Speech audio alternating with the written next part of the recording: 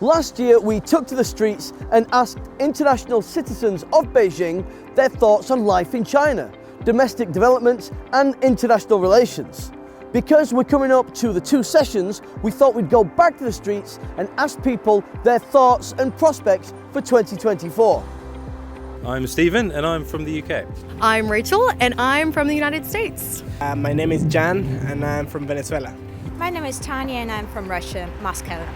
I've been here for about 12 years now, and I don't know, my life is here now. I like the people, I like the food, I like the lifestyle here.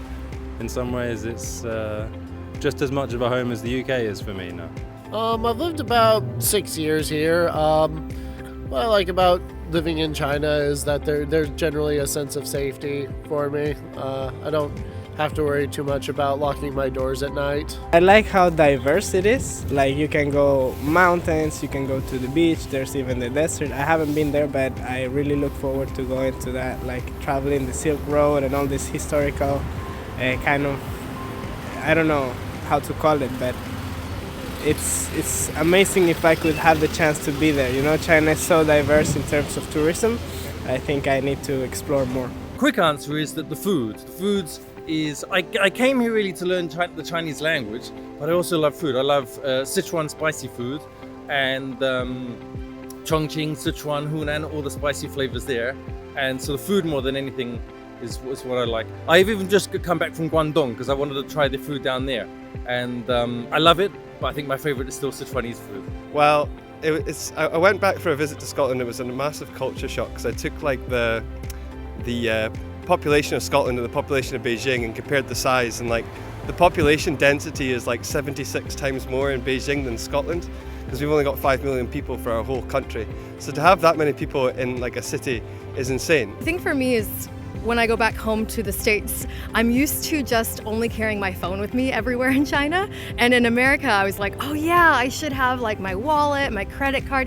Things aren't as compact for my life back home in the States. Whereas here in China, the technology and how I can just walk out the door with just my phone, it's incredible. So I've forgotten that though when I go back home. Well, I mean, the technology itself, it's a really big issue, and I'm particularly thrilled about the AI development in China. Everything. I think some people take it for granted, but when I see things like just the whole, as you just mentioned, the whole digital side of when I've been to other countries, and you realize it more than anything else, other than when you're just living here and it seems normal. Things like Taobao, just ordering something online and it comes just a few days later. Things like wherever you are, restaurant, taxi, booking a plane ticket to another country, you just look on WeChat or Alipay.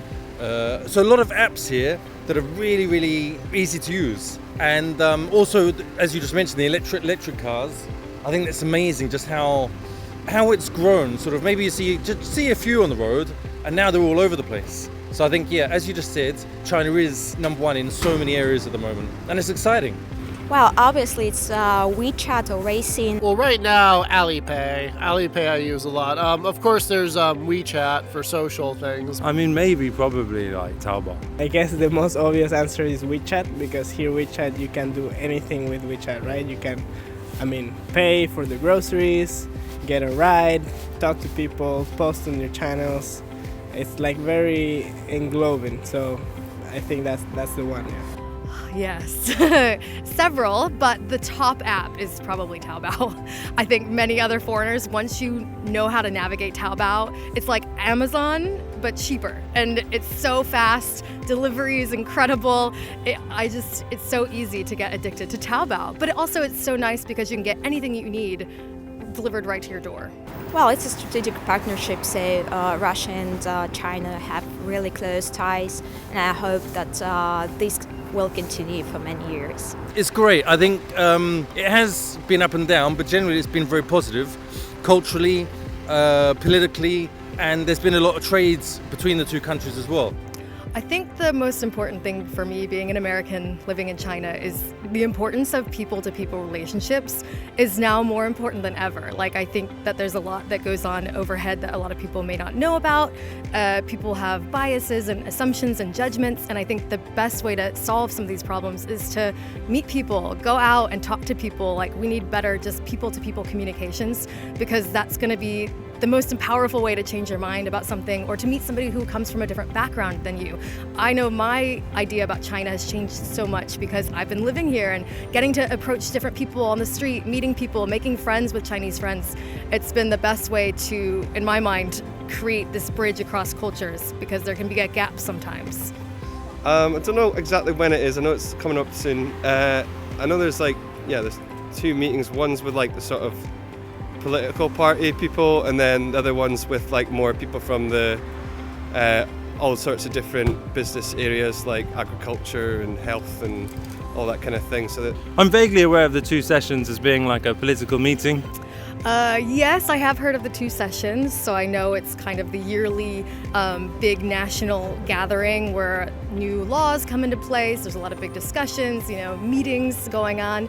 I don't know too much about this year's or the issues that will be happening. Well, obviously, I've heard about the 2 sessions, so it's just a part of the political life in China, and of course, all the main decisions are made during those sessions or prior to those sessions behind the closed doors. So we should all watch out for it, because China's policy really influences the world. So.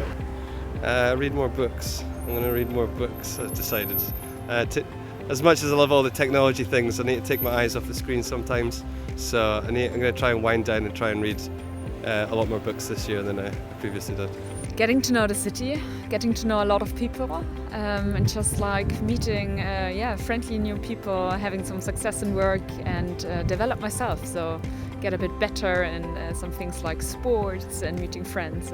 Well, I really want to get involved in sort of making a few videos, getting into the digital industry, and also I'm just off to a fitness class, so I want to get fit and strong and earn lots of money. And wishing all others good luck